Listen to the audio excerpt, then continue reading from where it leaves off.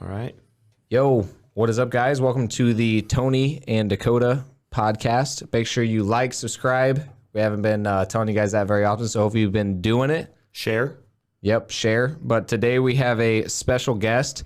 This is actually the guy that got us into EXP. Well, in Fort Wayne anyway, but this is Austin Cheviron. Tony's going to tell you a little bit more about him. Yeah, Austin is a team leader. So he has agents underneath him in the multi-level marketing structure of EXP, but he also does coaching as well to help people create the lives that they want while also have a flourishing business, helps them scale, helps them figure out what they really want, what their why is. He does a lot of trainings in association with the Tony Robbins series of trainings too. And he's been doing it now for like, how many years? 15 years? 17 years licensed now. 17 years licensed. Primarily got in because his dad was a realtor. So he sort of inherited that and got to the point where he was a top producer, but was to the point where he was like, man, I'm just like spinning my wheels. I'm just burning up a bunch of energy. And I'd rather spend more time with my family, and I'd rather create some boundaries here, figure out how to make some passive residual income. So that's what we're here to talk about today. Wealth generation, lifestyle creation.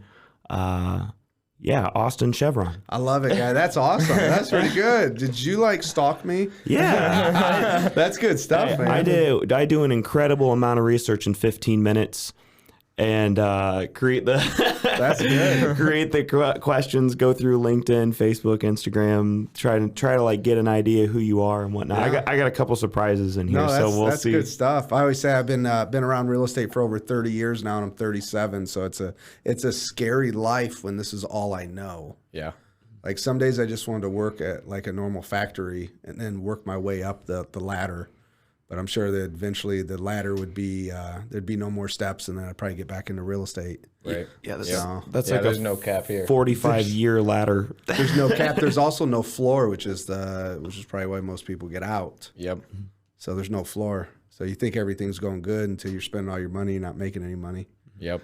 And that's what we have to help them with. No question. So I guess the question is, what did we miss? Did we miss anything? What did you? Yeah, you got more than what most people get. So that's pretty good. It's interesting. Selling real estate for 17 years, you think I just sell more real estate, but eventually you'll find a gap and you'll find a void. And that's what I was trying to fill, which is how do we not necessarily sell more real estate? Yeah, that needs to happen. But how do we get more out of this business? Like, how do we give more? Yep. And then how do we receive a passive income? Those were really the two things. 2018, I remember sitting on a rock in the middle of Canada, in the middle of nowhere, beautiful place. I just asked myself, what do we need to get? What do we need to do in life? And there were two things that came to my mind, which is one, I need a passive income, and two, I need to give. Yep. Those are the two things. That's awesome. Simple as that sounds, that's what leads to everything that I was looking for. Nice. So he basically got it then, right? Yeah.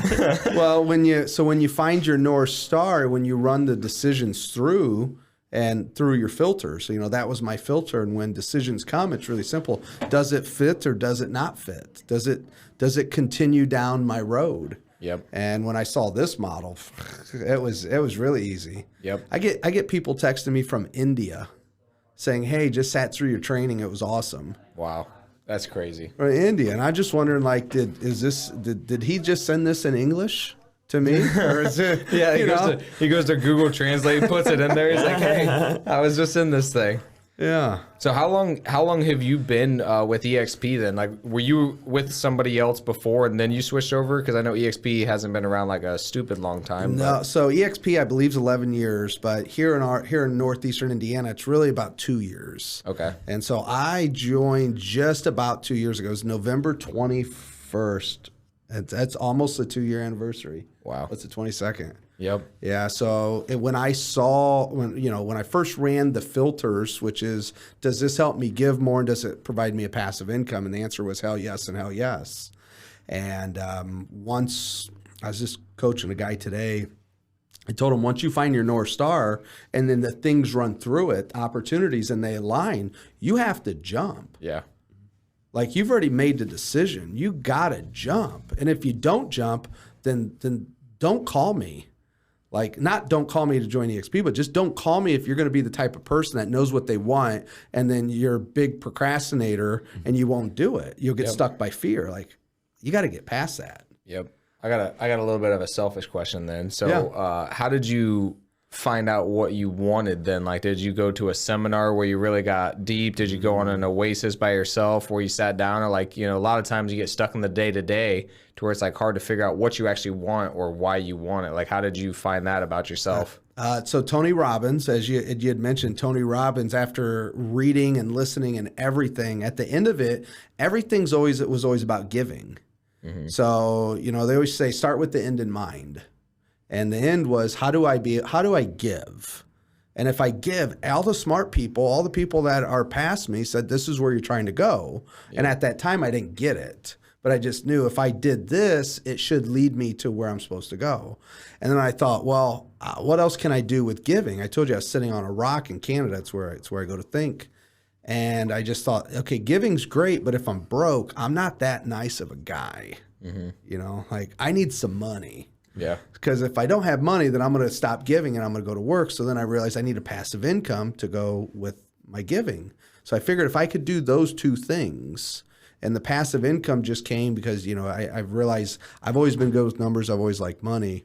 But I realized that in life, if I can get a passive income to meet or exceed my expenses, pretty much downhill financially. Yep. Now it's just build and go have fun. So it just went back to giving. It was always about giving. It's all about giving. Wow. So when did you read Rich Dad Poor Dad then? Oh, that had to be like my third book. It was The Richest Man in Babylon was the first book. And we just did some training on that, which was pretty cool to be able to go in and go deep with that. But Rich was probably my third book I read. Okay. I think the second book was U Squared. And then that would have been the third one. Wow. I could tell, but just by the way you're talking, I'm like, yep, you've read that book. Oh, yeah. You knew that EXP was the right fit for you. There's evolutions in the way that real estate has worked traditionally, and it's like, well, it was this type of brokerage, and then it was this type of brokerage, and then it moved to the Keller Williams model, and then it moved to the EXP model. Well, now there's even some new ones that are basically just copying EXP that I've noticed, and they're like, oh, we'll give you like 1 or 2% better than EXP. So to you, do you think that EXP is the long haul, like the best thing to go with and stick with and stay with forever? And what advice would you give to people if they're looking into brokerages as far as like EXP goes? Yeah, that's a loaded. My head went to like 6 different things. So that's a great. So I don't know if this is going to answer the question to start with, but when I was looking at, my North Star and then does this fit, one of the things that came through my mind was, let me go back through all my notes. And so I went back years and years to look through all the conferences I've been to. And one of them, Brian Buffini's conference, I saw in my notes, he said it, I think a year or two before, he goes, the real estate business is moving to it. They're moving to the tech side. Now, he didn't mention any names, but I went back through my notes and he started saying and showing things. And I'm like, he's talking about tech and how tech's going to take over real estate. Well, I wasn't into tech at that time. I was into making phone calls and providing service. Mm-hmm. And then I went back through my business mastery notes from Tony Robbins. And Tony Robbins showed the models of how Hilton became Airbnb and how taxis became Ubers. Yep. And he went and he showed all these models. And I thought, what is real estate doing? Real estate's been the same since the RE/MAX model in the 80s, I think, when the model came out, which disrupted real estate back in the 80s. And then I believe KW came and disrupted too. Mm-hmm. And I started to think about this, and I'm like, there's always a new disruption. KW's been around for a while, been booming for a good period of time. But I just looked at the models and just said, I'm sitting in Blockbuster and Netflix is knocking at my door. Mm-hmm. But I live in the Midwest where we're 10 years behind. Yep. And, when I ran all the numbers, I looked at everything and I just said, this has got to be where it's going. It's got to be. This has to be it. So I ran it by all my mentors and I came up with the percentage of 88 to 98% chance this was going to be the right idea. Now, being pretty much the first guy in Northeast Indiana and being, I was at my last brokerage, I was the top agent, I had the largest team, and I was a trainer and coach of about 70 agents. It's a hell of a jump to leave. Mm-hmm. And essentially I did a Jerry Maguire thing, which I don't know if I'd have done it the same way, but I pretty much said, I'm leaving and who's coming with me? Wow. And I was willing to leave everything I had, I was making really good money. People don't understand it. They probably still don't understand it today, that they'll start to see the success and say, oh, yeah, well, of course. But at the time, I was willing to leave good for great. Yeah. And everything was good. I mean, that's the hard part is we get comfortable. We really get comfortable with where we're at. And it's like, well, why would you take all the risk? Mm-hmm. And I just knew John Maxwell wrote a book called Failing Forward. And it says, chapter 5 is get off the failure freeway. And as I read that, I got into my mind that said, everything we're on is always going to end. Every highway we're on, wherever we're going, it's always going to end. The question is are you going to get off the highway before your vehicle crashes? Mm-hmm. And as I was ready, I put in the foundation last 5 years of my business, and as I was ready to grow, I didn't want my vehicle to crash, have to pick it up, and then rebuild it. It was just better to get off the highway and on a new highway that was going to last further. Is that where you felt like it was leading? Like you felt like it was going to go to a dead end, or did you think that you could ride that wave and just stay where you're at and still like live a decent life, and so you left that, or did you think it was going to crash? It was going to crash. Okay. Yeah, because I push things to the limits, and people get uncomfortable when I push. Mm-hmm. But I push for greatness. I literally push to get greatness out of something. And when you push and you can't see how far the road's going to go, for me, I can just say you get off the road and you get on a new one. Now, 99% of the world won't understand because 99% of the world's fine with comfortable. Yeah. So do you think that you switched because you already had your end in mind? Like obviously your goal was to give more and to, residual income. Was that like easier for you to switch? Because I think a lot of people do have that issue. I mean, I even struggle with that when I was making good money in car sales, to quit that. It's like, man, I like the people I'm working with. I'm making good money. Life is pretty dang good right now, and I'm going to leave this in pursuit of something better, even though what I have is like better than like 90% of the world, and it's pretty dang good, and I can still build, but how much better could I be? For me, it was more about who I could become as opposed to like, good. So what would you say is like the main thing? Was it because you had the end in mind, or like why did you want to make that switch? There's a lot of pieces that go in. Some probably I can't say on air, but there's a lot of pieces. I'll say this: when you study yourself and you work on becoming better and better and better, and it doesn't mean you're great. It just means you study and you're always pushing. You will find times in which you'll see what decisions you have to make. Sometimes you say them vocally out loud. Sometimes you think them and then you go back into your shell because it's safe and comfortable. Mm-hmm. For me, I was just all in. And I knew where I was going. I knew what I wanted to do. And I went all in. And I jumped. And I think people thought I jumped off the cliff and I was going to die. I remember somebody saying, you build a 6,000 square foot office. What happens if nobody comes? And I just thought, I'll just put my desk right in the middle. I won't build one wall. And we'll just have this whole place just be my office. Yep. That's funny. And now we're looking for extra square footage. Wow. I got a good question with that last little thing that you said. So this is a got you question, or like one to mess with you, or like try to get you stuck. So EXP is a virtual company. Yes. You built a physical office. Why? Okay, let's tell the story in a way that I can. I got to think how to say this because I don't know who will listen to this. So, so I pushed for greatness back in 2017. I remember going to my old brokerage and just saying, I need higher level education. I'm at the top. I need to grow. You're responsible for me. You're my leader, so help me grow. About 3-4 months later, what was determined was I was going to start training all the agents. Now, how that went from me getting help to me helping everybody, I'm not sure on how that got flip-flopped really quick. But along the way, one of the people there, I ended up making them my mentor. And I remember on the first day of their mentorship with me, I just said, you need to make me more money. And the guy's like, you need to make your own money. And I'm like, no, you need to make me more money. I gave up a lot of money to have you be my mentor. And because I always seek wisdom over money. Give me knowledge. I'll make the money with my knowledge. I don't need the money. And so I gave up a lot of money for the wisdom. Well, at that time, my mentor got the idea. And my mentor said, there's going to be a lot coming up for sale that maybe you should buy. And so I ended up buying the lot next door. And it was going to be my rental property. It's 400 feet from it's probably not office. that far. Yeah, it's probably not that far. It's probably more like 45 feet. But that was gonna be my rental building. I was gonna look out of my office and look at my rental building. Now a lot of people think I'm an asshole for moving next door.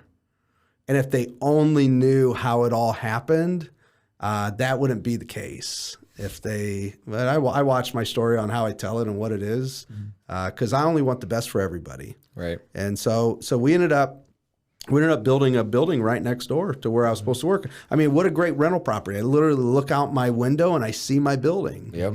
And then you know what? When you push buttons, sometimes not all the buttons are made to be pushed when you don't own them. Mm-hmm. And so I pushed maybe a couple too many buttons that didn't align up.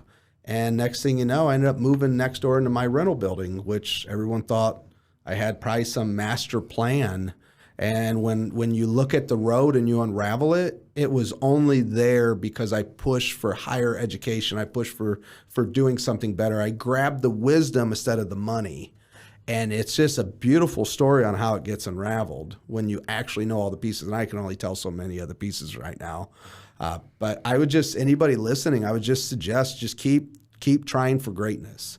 Because when you look back, everything's going to happen. EXP, I had a vision that it would have 40% market share here in the future. So right now we have 2.44.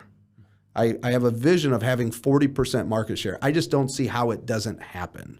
40% Fort Wayne or northeastern Indiana. Okay. In our MLS. Okay. So some people are going to hear that and think, "Holy crap! How's that going to happen?" That's twice as big as the biggest guy right now. Who's the biggest? Bradley. Okay. Yeah, Bradley has about 20% market share. But a lot of people, see, we're in most people listening to this probably 20s, 30s, 40s. What people don't realize is that Coldwell Banker back in the 90s had 40% market share. Wow. And I was around back then. My dad was a manager. This is all I've ever known. Mm-hmm. And I remember watching him go from 40% back down to 10%. You make a couple wrong decisions and things start to move. Yep. So I have a vision. It will get back up to 40%. And when they do, people are going to look at me and they're going to say, he was lucky. He was this, he was that. And I'm like, no, I took risk. I had a calculated risk, 88 to 98% chance this was going to be right before I left. I was this in Vegas, guys. If you have an 88 to 98% chance, you bet the house, baby. Yeah. You bet the house. And that's what we did. And it's starting to happen. It's been slow. EXP in Northeastern Indiana was the fastest growing real estate company, I believe, ever in Northeastern Indiana from going back to the 90s. So all the big guys wasn't even close to the growth that we had. Wow. And in 2021, I said, we can grow really big. But in 2021, I took the time to go in and make sure our foundation was good. And so I slowed down growth this year. Now, next year, watch out is all I can say. Here we come.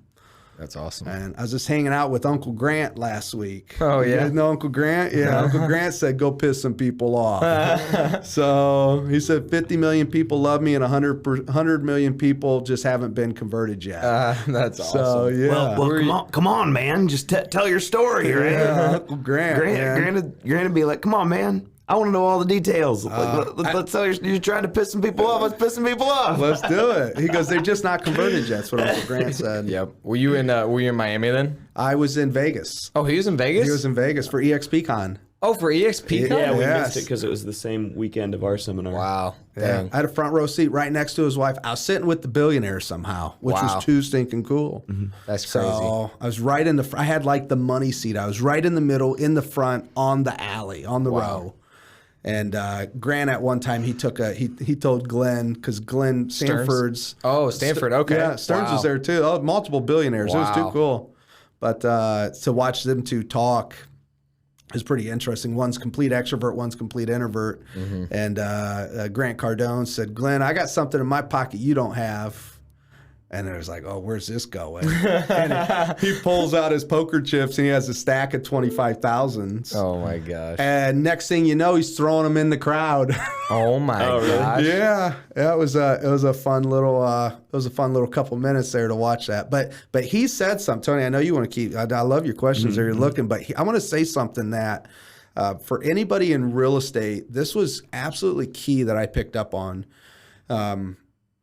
Grant Cardone said, we've been missing the game in this industry. And he goes, all of us we've been missing the equity game. You know, I'm 30 years around this. The game's been like this for 60, 70 years, which is the equity's not distributed amongst the agents, but the agents are the one bringing in the income.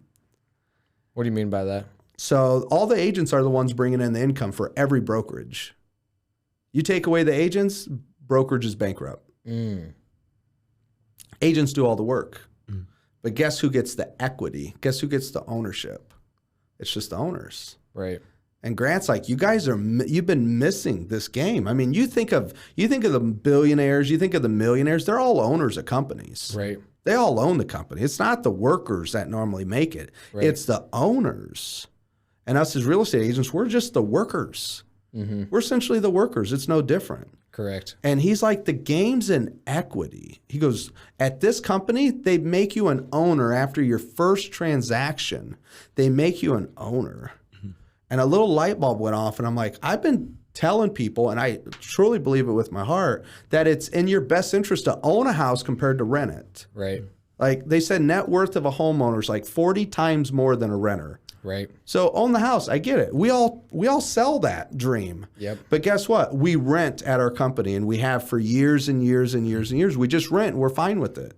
Yeah. For people too who are watching this and don't understand what Austin's talking about, you actually get company stock every time you make a transaction, as well as there's a multi-level marketing component where if you get other people to change brokerages to EXP, they get profit share, but it's not actually profit share the same way that Keller Williams is profit share. Only if it's profitable, you're guaranteed revenue share, which means that you're going to get monthly residual income, as well as the stock benefits that he's talking about, and stock options to buy stock at a reduced price. So that model is something that came up a lot at 10X Growth Con, where even that lady that we saw who came up with like the first female Viagra, she gave everybody who was on her team stock for helping her build the company.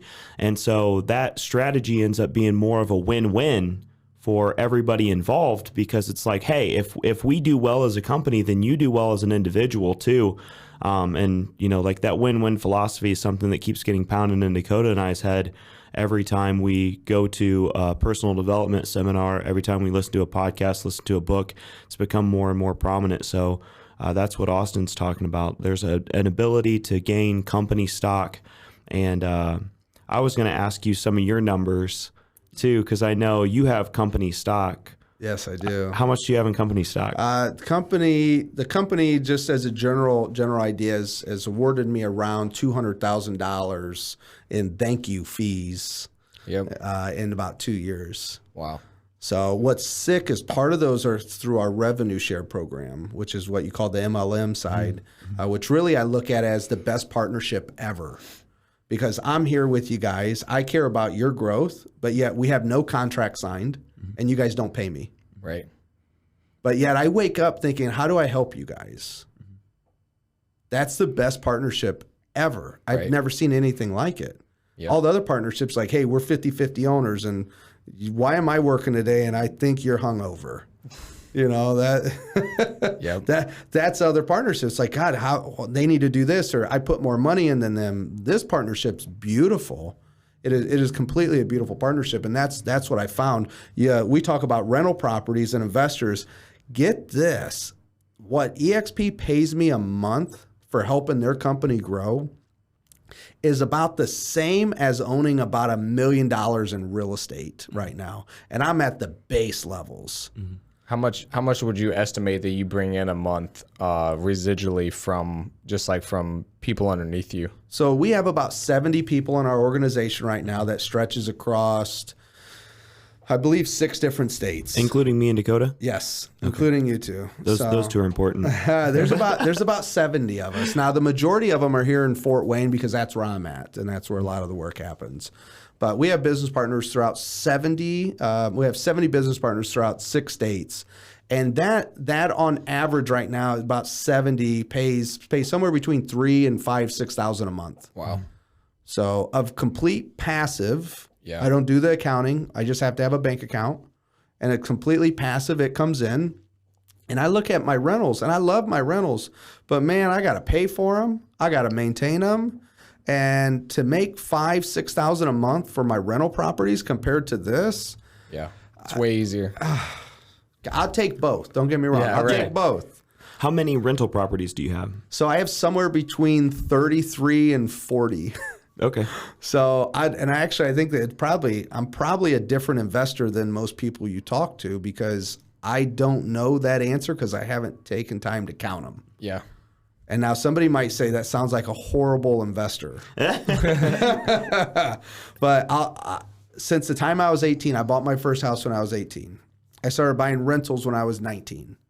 And I had about a half a dozen of them between the time I was 19 and 22, 23. And I'll say the only financial mistake I ever made was I sold my rentals back then. Mm-hmm. Okay, I collected all the money, thought I was rich.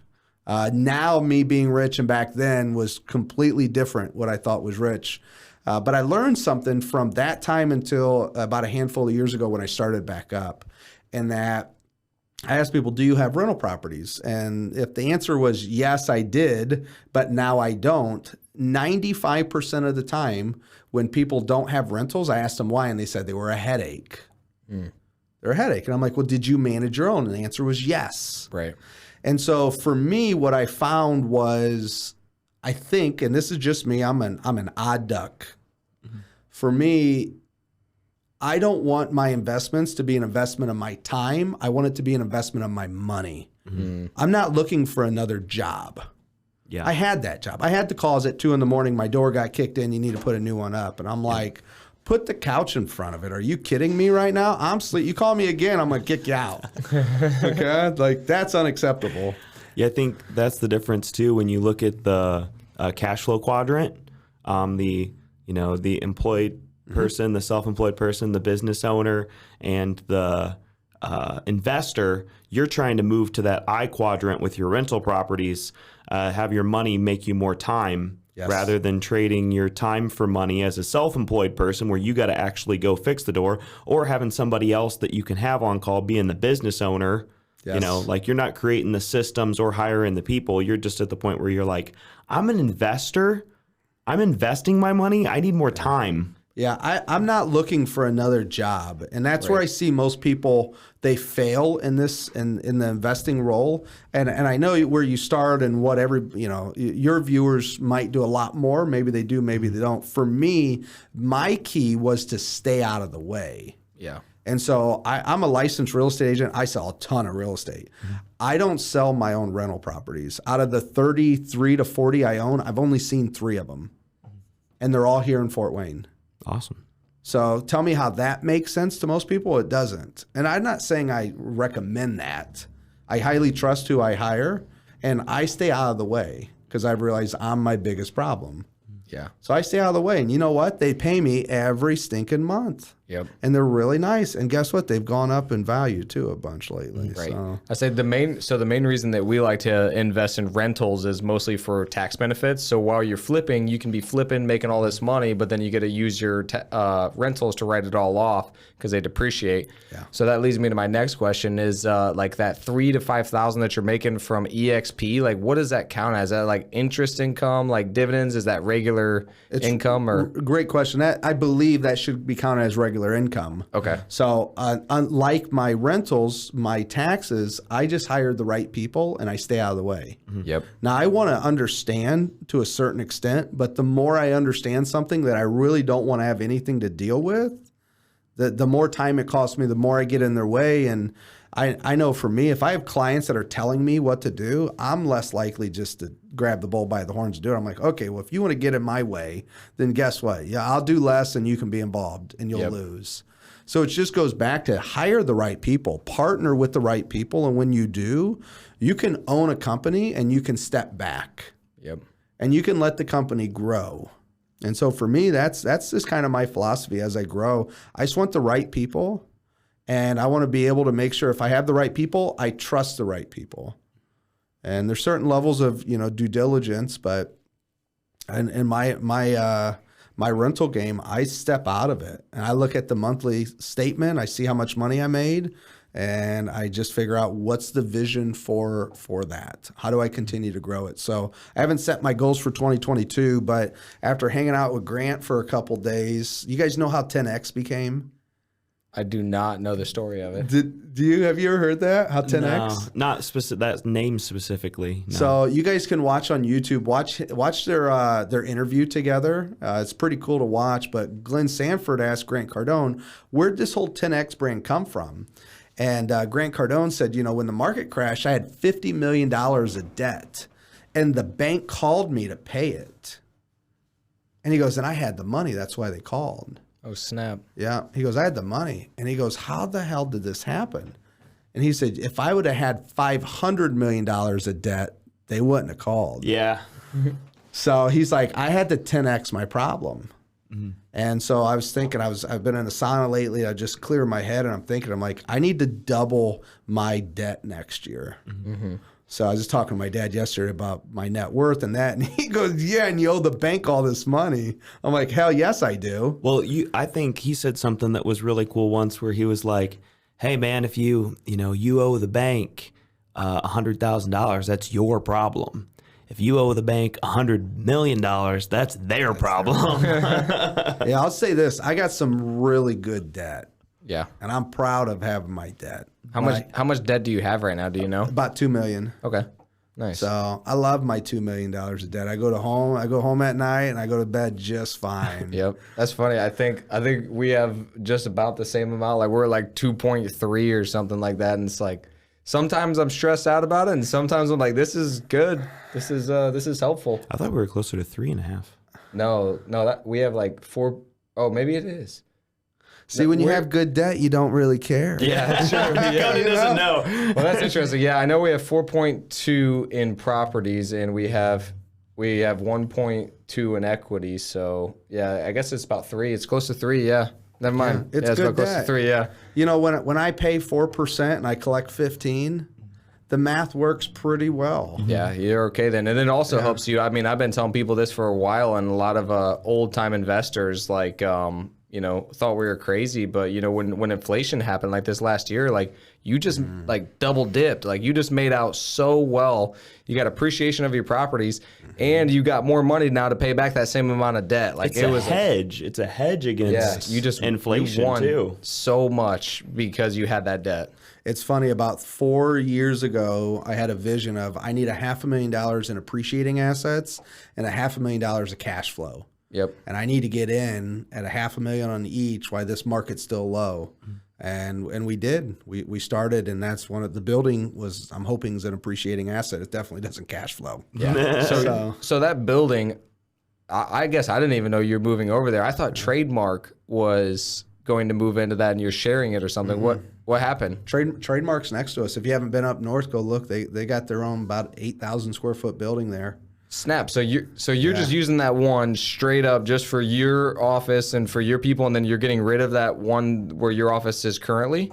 No, so my building where I'm at is 6,000 square feet. I share that with one of my partners who's my attorney. Okay. It's good to have an attorney as a partner. Yeah, that's amazing. Yeah, it's like having a bear behind you at all times. That's awesome. Yeah. So I have that building. We have half of it, and I look at that for me as my leadership team. Tony, I think you might have said something earlier, like you work for a virtual company, but you have brick and mortar. Yeah. I think, I don't know how I missed that, but yeah, we do. And what I realized is I don't have to, but when I moved, I didn't know the difference and I didn't know how to do it the new way. So right now our team operates probably 75% virtually, 25% in a brick and mortar. Mm-hmm. But the vision is to be able to just pick up the brick and mortar if I want and get rid of it, or to use it as an asset that can help grow the business if we choose. Yeah. So there are still some benefits, but I can tell you what I know about the virtual world. I would rather have the virtual world than my brick and mortar. If I had to choose one, give me virtual all day. Especially the way that, before, honestly, I'll tell you, like, getting into that whole world thing, I'm like, dude, I don't even understand how to do it. And I felt real awkward, like, walking up to people, like, this is freaking weird. But then, like, now, it actually looks pretty smart, especially with, like, Meta coming out and all this other stuff. Mm-hmm. It looks pretty dang smart now. Yeah, and for our viewers who don't know what Dakota's talking about, it's basically it's like loading a video game. So you download all of the software onto your computer, and then that gives you access to EXP World, and you can walk around in the world, and then there are different virtual structures in the world that's like, oh, I want to go to Indiana and talk to some of those agents. And if other folks are logged in, it's kind of like back in the day when you had MSN Messenger. If other folks are logged in, you can talk to them immediately while they're in the world, or leave them a message and talk to them later. So for me, it just gives me complete flexibility and quick access to people. Yeah. So I believe there's about 500 people that get housed in that world. And so when I have a question, I was talking with an agent today, and he's like, how do I talk to my managing broker? I'm like, well, you can not only talk to yours in the world, you can go talk to 50 managing brokers at any given time by clicking a couple buttons. Yeah. That doesn't exist anywhere else. The power that the world puts together, the community, people think virtual means it pulls you apart. It's actually completely the opposite. If you use it, you're more connected than anywhere else. If you use it. If you don't use it, then you're like everybody else, and you'll start to get separated into your own little world. Mm-hmm. So, yep. So besides EXP, realtor income, rentals, do you have any other forms of income? Heck yes, I do. So we run a coaching company. Mm-hmm. So our coaching company was created this year. And the reason it was created was we started to see a need outside of our team. And so we wanted to train our team, but we had other industries, other real estate agents who said, hey, I can't join with you guys right now. I can't leave my company. I want to stay where I'm at. So what we did is we created a platform in which we train our team and we invite our friends in, is how I say it. Mm-hmm. So we train once a week on Tuesdays at 11 Eastern. We train in a virtual world on Zoom. And I just look at it as my platform in which I train the team. But as I train the team, we bring in mortgage, title. We have a lot of different industries that come in, and we work on what we call the Agent Success Program, which is a 12-module program that deals with goals, database, habits, lead gen, buyer systems, seller systems, time management, money, education, communication style, and commissions. And the last one would be calendar. So we train on those things, which are like the foundations of business. Yep. That's how I look at it. So I know a friend of ours have reached out to you actually for coaching. Do you usually coach people who are like with other, like, let's say Century 21 or like different brokerages? Like, would you be willing to train them if they paid you, or do you usually only train EXP people? Because I'm sure there is going to be some people that want some coaching. Yes. Great question. So far, where we're at is we've only taken one client in the coaching, and the reason why is remember, we came over to the company to give, and so we had the platform to give. It's their choice if they don't want to sign up for that. It's not Sure. my choice.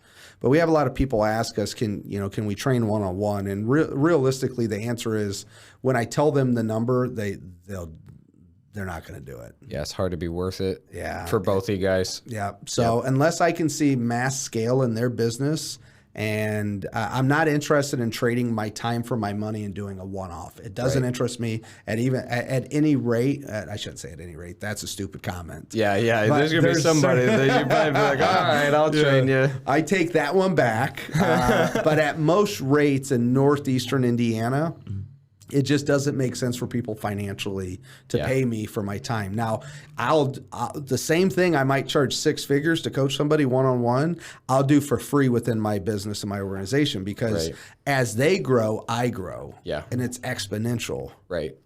So I look at it that way. Now, somebody might say, well, you do it for free or do it for very cheap, but you're going to charge 6 figures on the back end. It grows. It compounds. And compounding interest is the 8th wonder of the world. I want some of that. Yeah. And so I'll do it for less on the front end. Gotcha. You stress the importance of setting expectations with clients that you're going to do realtor work for, and then not answering the phone on nights and weekends, or setting that expectation with them up front, and setting boundaries so you can have the life that you want. Explain what that looks like, how it started, why you do it. Oh, you're going deep here, man. This is good. We, about 11 years ago, 12 years ago, I interviewed a whole bunch of my clients that were millionaires back then. And I asked them, if you could go back, them and their wives, if you could go back, what would you do different? Now, most of these people are 60s, 70s, 80s. It was normally the male was the breadwinner who owned a company, and the woman a lot of times stayed at home or did the books for the company of some kind. And they all said the same thing, which was like an eye-opener. They said, I wish I'd have spent more time with my family. They all said the same things. And then they said, but we did what we had to do. Mm-hmm. And so going back, I looked, I'm like, well, these guys grew up through the Depression. They didn't know any different. Their parents had to hustle. Right. And so that's what was instilled in them. So I asked myself, if I could do what their regret was, okay, which was spend time with my family. And I don't want to say not work so hard, because I hustle, I work really hard. I try to work smarter than longer. Mm-hmm. But if I could do what their regret was and get the business, that would be the best life. And so I looked at real estate, had probably a 50 to 60, I would say, % divorce rate, which is pretty high. Yeah. And I just talked with my wife, and I just said, Lindsay, that's unacceptable. We're not going to do that. What foundations do we need to put in place? And when we were poor back then, we said, hey, 5 o'clock every night, we're going to eat dinner together. And then Friday evenings and Sundays, I won't schedule appointments. Now, people misunderstand schedule appointments to working. Mm-hmm. What that really did was my wife and family knew when to expect me. Yep. Which in business is a really hard thing, because when the phone rings, it's money, and we normally go. Yep. And so we put those into place. Now, over the years, guys, as I've been able to take more of that time and more of that time, more of that time. But as a real estate agent, you have to hustle and you do have to work. But what I find is backwards is we have the rule and the exception mixed up. I'd rather the rule be, I'm going to be with my family, and the exception is, I'm going to go, I got a call, I got to work this evening, or I got an appointment. Yep. I'd rather that be that case. And maybe if the exception has to happen 4 times that week, that's the exception. Right. But when you look at it, when it comes through your filters, you come through the filters of, I'm going to have my family first and business second. And then in time, if you get that right, and you can understand that money's plentiful, there's not a scarcity of money if you're willing to work, that the rule then becomes, it takes more and more of your time, and you'll eventually get to the point where, you know what, I don't have to do this in the evening. Yep. Let's put it in Monday through Friday from 8 to 5, and if it doesn't fit, then you don't go to your doctor at 8 o'clock at night, do you? Right. Why is that acceptable? But we're, that's fine. But for us, they expect us to run and jump. And I just think it's because it's our industry. Yeah. No one's training us on how to live a good life and run massive businesses. Yep. They're just saying, go run, run, run. Yep. Yeah, that leads me to another question. So it always seems like high achievers like have an issue with like flipping that switch, you know what I mean? Turning it off. Like even though you do schedule it and you're with your wife, you're with them, you get a call, or like, that something's supposed to be happening, or like, how do you actually like be present with them or turn it off? Or do you have an issue with that, or are you Definitely have an issue. Yeah. okay? So I was gonna ask as if like if you struggle with that, or have you noticed there's anything that you've done specifically that's helped you to get over it? Like, you know, obviously turning off your phone helps, or any other strategies that you've had. So turning off my phone, that's a great place to start, which is my phone's lived on silent with no vibrate. Now, normally when I say that to people, like, oh yeah, I do that too. And I'm like, no, your phone's just on silent, but it still vibrates. And every time it vibrates, it's no different than it rings. Yep. Especially, I mean, I can hear your phone vibrate. So when your phone vibrates, what happens is you go away to la la land. Right. And then it takes on average 22 minutes to come back to concentration. And that's the world we live in. So by having your phone on silent with no vibrate right now, somebody's probably calling me. Right. And I'm sure it's important to them. Yeah. But right now when I'm here, this is what's important to me. Yep. So my phone stays away, and I've seen you boys look at your phones. Yeah. Yeah. We just got a So couple. did you guys. We just got a couple leads. Yeah, mine went through. I got it on vibrate, but So when you turn the vibrate off, the world changes. And the only thing that it allows, and this is where we're getting caught today in this, is you just can't focus when you're constantly being stimulated. Yeah. You can't go into a focused state. And for me, it was just about being able to focus. I still had a conversation with somebody we just hired about. I showed her my schedule. I'm like, help me focus. She's like, oh, you're OCD with focus. I'm like, yeah, I need to get better. yeah, What I'm trying to achieve, not many people go there. right. And I have her look and I have her question. It's just about focus. So to go to that time, here's what I would tell everybody is life's a lot better when you're in control. And this business, and most businesses, what got you here won't get you there. So you running and hustling and answering your phone and doing all that is great. It's going to get you to a certain point. But when you want to get to the next level, when you want to find more fulfillment and freedom, you got to change things. And your success now becomes your failure. So, you know, right now, people call me and they ask me for help. They team up with me when they're very successful. But they're not fulfilled. Right. And they're like, there's something missing. I'm making all this money, but I'm not where I thought I would be mentally. I'm not happy, but I got a crap ton of money now. But they're like, there's more than this than money. Like, you figured out how to make money. Congratulations. You missed the hard part. Right. Which is, how do you focus? How do you be present? So one of my great clients, and I'm going to circle back. I am going to answer your questions here.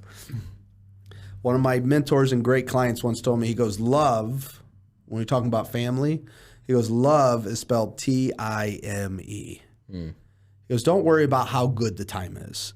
Just spend it. They'll remember it. So what I would tell everybody, when I tell you guys, and what I tell myself is, yeah, my entrepreneur mind, when I go home after dinner, it's just like, what else do I need to check off? Yep.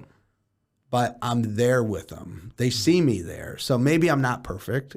And neither is my daughter. She gets on her phone. She's 11. I'm like, hey, this stuff's hard. Okay. But I'm there. Yeah. Probably looking at like cheerleading championship videos. Oh, yeah. So she's spending my money somehow, man. So, but just, love is spelled Time. He goes, don't judge the time.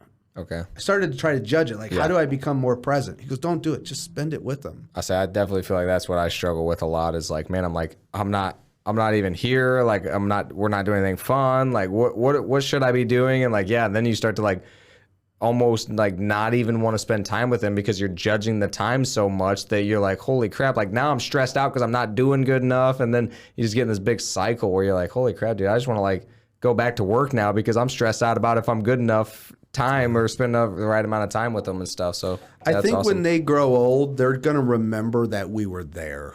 Yeah. Like, my dad was always in real estate. You know what I remember? Him not being there. Right. That's what I remember. I don't know. And he'll listen to this because before I send this out to the world, I always let my dad listen to it. Yep. So, and I don't want to say I remember him having appointments and him being late to pick me up because he was doing what I was doing, man. He was hustling. He had to make a buck. Yep. And we were poor. Right. So we had to do what we had to do. But you know what I remember? I remember him being late. So, and no offense, Dad, when you listen to this, I get it, man, because now we're here. We've arrived. Yeah. But it's just put the time in. I think when we look back, we'll be okay with that. Yeah. The quality of the time, I don't know. I don't know who the hell is. I don't know how you get everything. Right. So, but I'm there, and if they need something, I'm there to help. I'm there, and I'm okay with that answer, whatever that is. Nice. Dakota and I have both been divorced. My ex-wife, I mainly chose because I wanted someone who would be a mom to my daughter. So I found someone who was kind, agreeable, warm, nurturing, that sort of thing. I wasn't like on fire about her. It wasn't like love at first sight and that sort of thing. Dakota had that experience with his first wife where it was love at first sight and he was on fire about her. What would you say that your relationship is with your wife? Because it looks like you have a great relationship with your wife and your kids. And how did you know that she was the one or she was the right one? So I always tell this story. I can't remember if this happened exactly, but it's how I remember it in my head. Is I remember first time met my wife, I was 18, so we were in high school. I had my own house. I bought a house when I was in high school, which was nice, pretty cool. I don't remember about 6 years of my life. That's super cool. Yeah, you're the coolest kid in high school. I definitely was. But I remember her saying the first time she came up to me and she said, "Is this your house?" And I looked at her, put my hands on my hip. I said, "Yes, this is." And so from that point, she never left. Now, you know, marriage is a beautiful thing, and it's always a struggle, I think. It is always a struggle. You have different points of views. You have different interests. You have, you know, I'm like, wake up and go get it. And my wife's not. She's my opposite, which is why we're probably still together. Mm-hmm. If she woke up and got it, then we might not be together. And so for me, understanding that marriage it's best done when you give 100%. It's not 50-50, it's 100. And I don't care what the other party does. I have to give 100. Now, my wife would probably disagree with me on this, and that's why we're opposites, but I'm very selfish in a good way. I make sure that I'm always good. Mm-hmm. So you, Tony, you married your first wife because you wanted we to be good. Mm-hmm. But if you'd have married your first wife for you to be good, maybe it would have been different. Mm-hmm. I don't know. I've only done it once, so I don't know how it all works. But I just know that I'm very selfish in a positive way. I want to make sure I'm always good. And if I'm good, then I can be good with me and my wife. And if me and my wife are good, then we can be good parents to the kids. Mm-hmm. So my kids come last. Right. Now, my wife, if she was sitting next to me, she'd say, well, my kids come first, you come second, and I come third. Mm. And I don't know which way's better, but I just know which way works for me. And if I did my kids first and me last, I would probably not have any kids. They would probably not want to be around me, and my wife we wouldn't be married. So my suggestion is stay selfish and make sure you're always good. I don't know how that works on the woman's side. I'm speaking from a male's point of view here, but it works well, and then it's 100%. So when you say that, you mean that like your wife fulfills everything that you're looking for out of a relationship? That's a great question. Because then the question is what do we need out of the relationship? Right. So companionship's number one. My wife, here's the best thing she does is she lets me be me. Mm-hmm. And she just I'm kind of crazy. You know, I like to just do what I do. It makes sense. And I think it's best for me and everybody else. And she doesn't always agree with me. And sometimes she vocally says it, but she lets me be me. And I think that's number one. That's if I can't be me, then there's no we. Mm-hmm. And so, you know, your question's a loaded question because there's about 100 things in there that what does she fulfill? I would say number one is she lets me be me. I can be me. I can freely. I travel a lot for a lot of different reasons. Sometimes I go sit by myself, you know, on a mountain. Yep. In Canada. Yeah. And I go to Canada and I go in the middle of nowhere with no cell phone signal and I sit on a kayak. I thought it was a rock. Oh, there's a whole bunch of stuff. You're like, yeah. Whenever you said the rock, I was like, you were like, that's my thinking spot. I was like, that's the only place he goes to think. He's like, they ask you a question. Let me go to Canada real quick. I gotta go onto my rock. So, which is funny. I mean, this is it right here, guys. So this year, Canada's been closed for almost 2 years, right? And I got a full schedule. Last 60 days, I've traveled probably 8 times. Yep. Been out of the state 8 times in the last 60 days. That's like once a week. Yeah. And there's a couple things. Canada just opened up, and I told my wife, I'm like, I gotta go. Yeah. She's like, when are you gonna leave us all the time? I'm like, I gotta go think. Yeah. I don't have a quiet place to think here. And so I gotta go to my quiet place, which I had like a 6-day window that I could go, and that was it. And so we went. Now my wife's like, "God, you're leaving us again?" And I'm like, "But this is good for me, and if it's good for me, then it's good for us, and if it's good for us, it's good for the kids." Right. And I wouldn't leave if it wasn't worth it. Yeah. I wouldn't do it. So, that's going to go back to a me thing. Some people are going to disagree with that, but you know what? It's working really well for me, and I got to be real and honest. So that's all I know, and it works well. Yep. So I'm going to stay selfish on purpose for everybody. Yep. I like it. We got about 5 minutes, so you got wrapping up questions. Oh no. Ah. Do we have to keep it an hour? I usually like to keep it around an hour. Okay. I got more stuff to go through. They can turn it off, right? Yeah, maybe like an hour 20. I don't think we can let go that long. Okay. What? So you have it looks like you have a beautiful family. And I wonder, what are some things that you want to teach your kids, like life principles, philosophies? My kids are 9 and 11 now, so it's stuff that's rolling through my mind. Like, I think they're old enough now to learn. Mm-hmm. And so I want to teach them how to handle money. Mm-hmm. So that's, it might seem like a greedy thing to say out of the gate, but when you figure out money, you tend to have less problems. Mm-hmm. And so I want to teach them about money and actually how to make money. I just trained on The Richest Man in Babylon, how to make money your servant and not have it be your master. So that's one thing I want to pass down. I just thought about it this morning on the way to the gym. I'm like, I need to write goals with them this year. So I want them to write some goals and to try to focus on something and achieve something, because it's not about achieving it. It's about who you become along the way and what you push towards. So those are probably the two things I would say is goals and finances. It's a good question. I've got a picture of you here cheesing. Yeah. At the Tesla, where it looks like this is where you picked up your Tesla. I'm pretty sure that black one's your Tesla, right? Yeah, no, you're wrong, but you're close enough. What year is your Tesla? It's brand new. Brand new. Yeah, there's a black one right next to the other black one, so you're close enough. I mean, you're close enough. When did it make sense to do that? Was it worth it? Dakota wants to get a Tesla. He wants the same build, similar build to what you got. He wants the sedan. When does it make sense? When should he do it? Is it worth it? You see, what's funny is you don't even know the depth of the questions you're asking. So this year I've been working on the mind and with a therapist, and I've been going into that realm to work on the self a lot more. And one of my therapists said, "Austin, if it doesn't serve your future, why is it still in your present?" And what really he was talking about was my thoughts. Okay, are things we hold on to as kids, as young adults, and it just was really opening up my mind. So then I went to hang out with one of my other mentors, a guy I used to mentor in real estate, but he mentors me in life. He's like 70 years old, and I used to drive a Mercedes. I bought an E-Class Mercedes when I was 30. As like, I made it. Here it is, baby. Austin's getting luxury. And then I looked at him and I said, this doesn't serve my future, this car. So why is it in my present?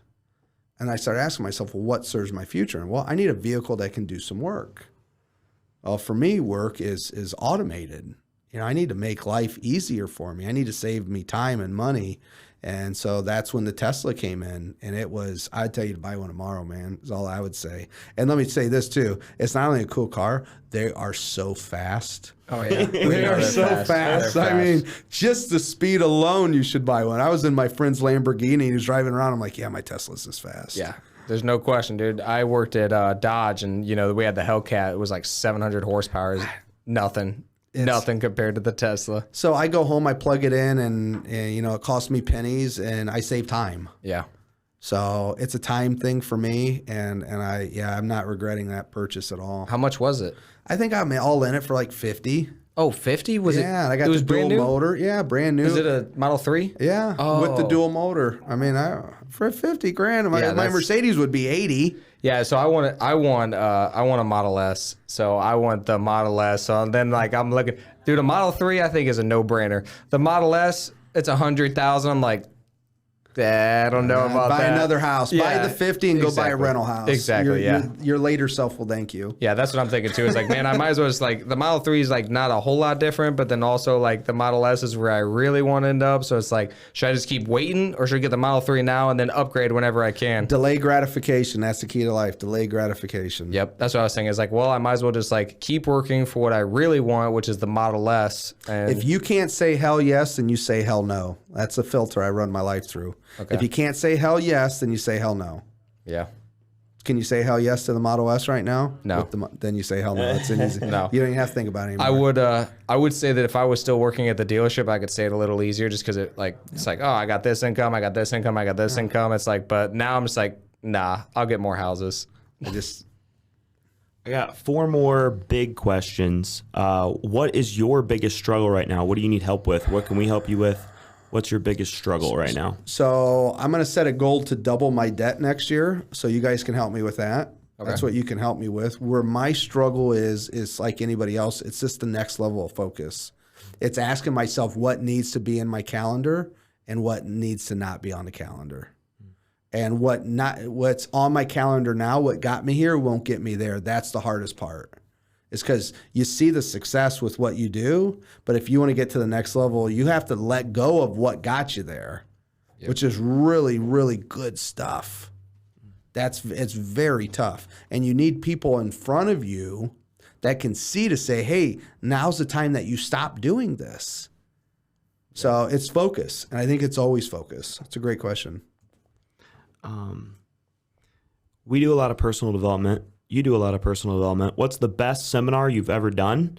Which one is the entry one that listeners who haven't been to a personal development seminar need to go to? So best one ever, the one that everybody needs to go to when they're first getting started. So I'll start with the one everybody needs to go to is UPW, Tony Robbins. You got to be all in. The cost is right. It's a big commitment of time. That would be the one everybody should go to. My best one was Tony Robbins Business Mastery. And I believe it was a mixture of 2 things. 1, great content, great information. But 2, I was at the point in my career where I had to bet highly on myself. It was the most expensive thing I've ever paid for by 5 or 10 times. Wow. And everybody told me I shouldn't go. Yeah. I'm like, I'm going. How much was it? $15,000 is what I paid to go. Wow. Back about 5 years ago. Yes, and that was probably more. I didn't have when I didn't have 15 grand back then to go do it necessarily. And I was like, you sure? It's because I bet on myself and I was all in. And so that was it. How much do you think that made you, that $15,000 that you spent? God, that's in the course of my lifetime so far, $500,000 probably. Yeah, that's the craziest part, man. In the course of a lifetime, Yeah. 20, 30, 40, 50, 60, 100 million. Yep. That's what I always try to explain to people now is like, man, like you're spending this money and if you're 20 years old, like investing in yourself, the amount of time that you get to actually use that knowledge is ridiculous. Like just ridiculous. So like, you know, Tony and I have spent, I don't even know how much. 40 grand this year. Yeah, it should be 10%. If for anybody listening, you should be 10% of your gross of the year. You should spend 10% on yourself. It's the best investment. You can go buy rental properties and go buy all your investments. That's great. You invest in yourself. Your dividend, it's probably tenfold. No question. So- Every time that we've ever spent money on ourselves, I think that it's always been at least tenfold. And that's only so far in our lives. And like you said, you get to use this the rest of your life, which is like just ridiculous. Yeah, and it's not just wealth. It's how you're showing up in your relationships, what your vision looks like for your future, how clear you are about your mindset, and it's for the rest of your life. How deep you get to get with your connection with your friends, your significant others, with other business people, your communication skills. I mean, You guys even want to hear wealth, something too. funny? I love to. So at that conference, everything happens for a reason. At that conference, a lady next to me, she was in real estate too, and I started talking to her, and she's like, I'm just a mess. I sell like 100-some homes a year, and I'm just a mess. And I start showing her all my systems, and she's like, you're like God for processes and systems. Well, guess what? She was my sponsor for EXP. Wow. Nice. Yeah. That's crazy. That was the first time I met her. I coached and trained her in 2019. She was the #1 agent for all of EXP that year. Wow. So #1 agent, and she ended up becoming my sponsor. Yep. That's something else that I forgot to mention too, is just the people that you're going to meet. Like the people that are there are other people who want to grow, have better relationships, have better lives, grow their wealth, like everything. You're meeting people who are similar to you, maybe not just like you, because obviously there's nobody just like you, but similar and have similar goals and paths that like you guys can help each other get there faster. And they're crazy enough to spend that $15,000 that you were talking about. So you want to know something funny? If I wouldn't have gone there, I'd be at the same place I was. Yep. Trying to figure out where am I missing in my life? Why am I not where I want to be? Why am I not fulfilled? Yep. I was supposed to be there, and everybody told me don't go. I don't get why you're spending that much money. I'm like, I'm investing in me and my future. Yeah, give me $15,000. I'll tell you what's wrong with you.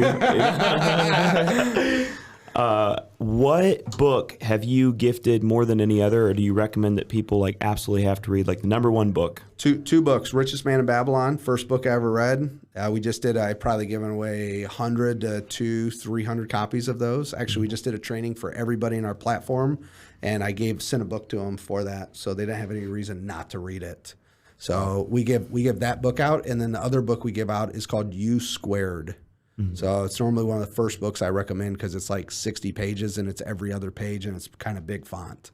Wow. So you can't tell me you can't get through that. So U Squared is just about how to square your life, how to exponentially double it. So great question. If you could have a billboard with your message to the world, this is one of the last questions. What would your message to the world be? It's going to be in Times Square. It's going to be somewhere where everybody's going to see it, and it's going to influence them. What's your message, your one billboard you get for the world? I do have a billboard, actually. It's on Coldwater Road. It's about 10 foot by 8 foot, and it flashes at you. It's like So EXP. the message says, explore the difference. Join the Cheviron group. Explore the difference. So, and I like the word explore because people don't know what we do. We're a completely different team than any other team I find across the country. So, and we do something completely different than anywhere else. Most people, they're questioning if it's going to work. Right. The people that, run our books and run everything. They're like, God, you're a trailblazer. I'm like, this stuff's going to work. I know it is. I have faith in it. So that's my message. Explore the difference. That's awesome. I got one last question. If you had a spirit animal, what would it be and why? These are good. I have to be somewhere between like a bulldog, a lion. I'm somewhere in the ferocious side of me, and I just I can't think of anything. I'd put them in a pack together. That could be like a bull mastiff. I have wild African dogs. That's my answer because I like to hunt in a pack, and I have a really good kill success ratio. Nice. So wild African dogs, I think they hunt at 88% success rate. There you Lions go. hunt at 12. Wow. Run in a pack, you'll kill more. That's awesome. What are some of your final thoughts that you want to share with our listeners? Ooh. Bet on yourself. Run the odds. If it makes sense, go. Find your North Star.